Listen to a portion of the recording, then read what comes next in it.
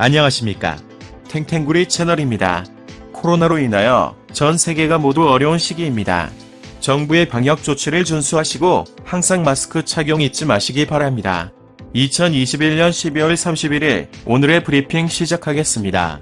바쁜 현대인의 삶을 살아가면서 신문 볼 여유가 없는 여러분을 대신하여 매일 경제 신문 내용 중에서 중요한 부분만을 요약하여 정리해드리도록 하겠습니다. 하루 10분 정도만 시청하시게 되면 국내외 세상 돌아가는 내용을 전반적으로 이해하실 수 있겠습니다. 아참, 구독과 좋아요는 탱탱구리 채널의 부역과도 같습니다.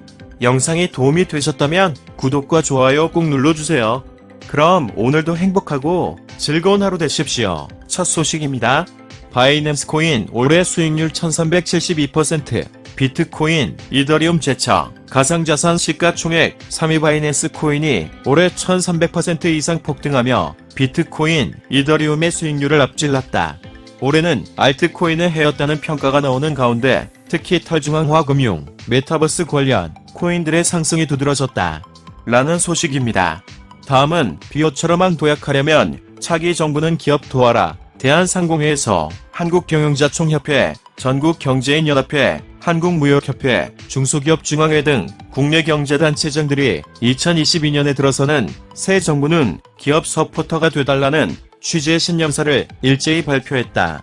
이민년 호랑이해에 출범하는 새 정부가 기업 사기를 북돋우는 인센티브를 적극 제시해달라는 요청이다. 라는 소식입니다.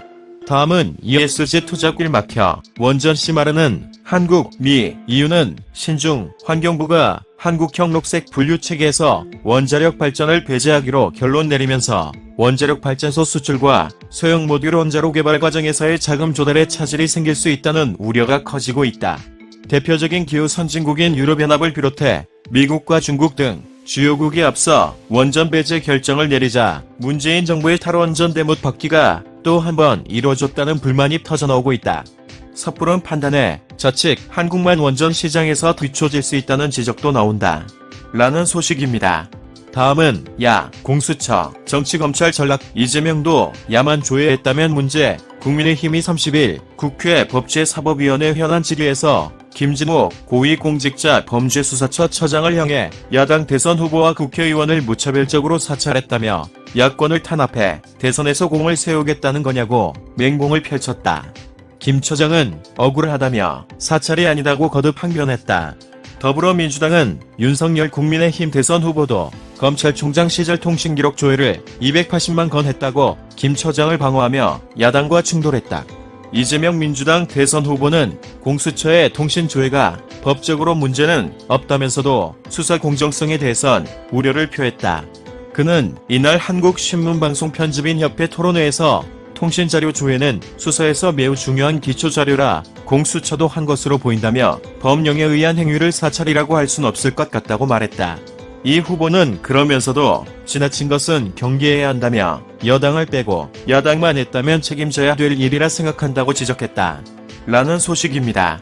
다음은 비정규직도 나쁘지 않아 문과 차별화, 이재명 더불어민주당 대선 후보가 30일 비정규직도 그리 나쁘지 않다. 불안정에 대한 대가가 추가 지급된다고 하면 그 갈등의 에너지가 줄어들 수 있다고 밝혔다. 이 후보는 이날 한국프레스센터에서 열린 한국신문방송편집인협회 토론회에서 비정규직의 정규직보다 더 높은 임금을 주는 것이 자신의 신념이라며 비정규직을 정규직으로 다 만드는 게 정의냐. 그 생각도 조금씩 교정할 필요가 있다고 말했다.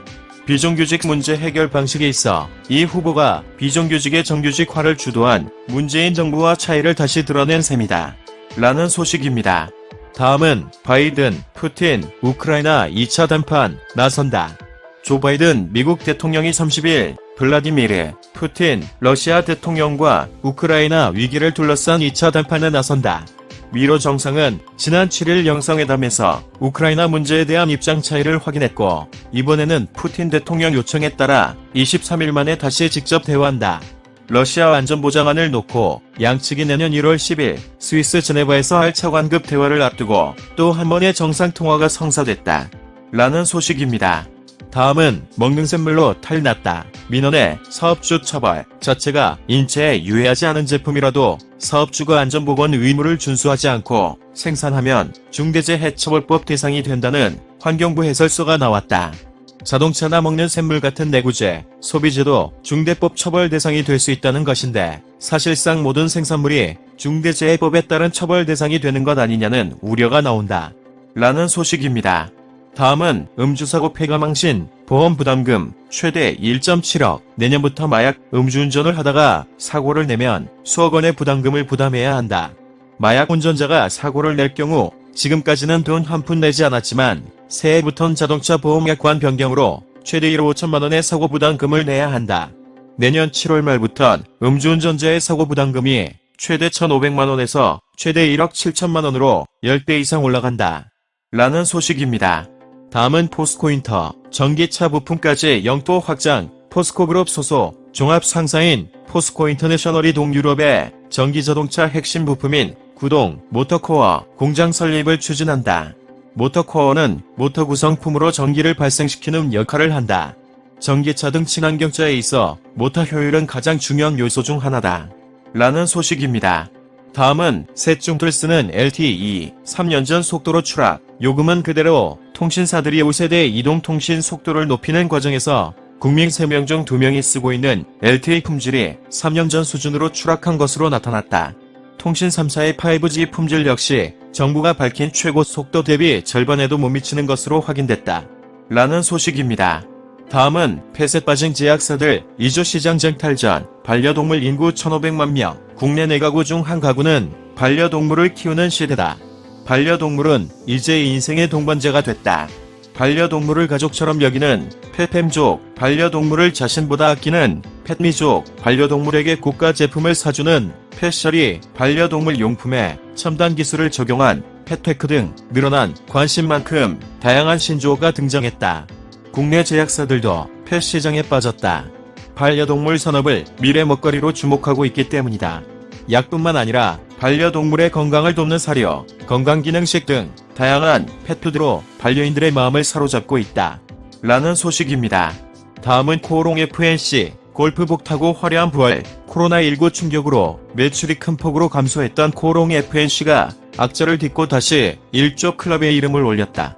주력 골프 브랜드들이 매출을 견인하는 가운데 코오롱 스포츠와 새로운 온라인 사업 모델에 성공에 힘입어 실적 반등을 이뤘다는 분석이 나온다. 라는 소식입니다.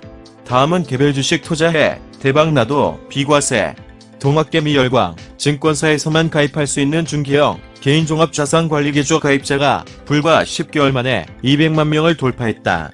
중개형 아이사 가입자 폭증에 힘입어 신탁, 1위명 등을 합친 전체 아이사 가입자는 300만 명을 넘어섰다. 중개형 아이사 가입자와 투자금 규모가 폭발적으로 늘어나고 있는 이유는 우선 코스피, 코스닥에 상장된 개별 주식에 투자할 수 있다는 점 때문이다. 두 번째 요인은 풍부한 세제 혜택이다. 라는 소식입니다. 다음은 외국인, 메타버스, VR 관련주 보유 늘려 이번 주 기관 투자자들이 보유 비중을 확대한 종목들은 SNK, 이수페타시스, 파인테크닉스, 인텍플러스, 엘로티베큐 등으로 나타났다.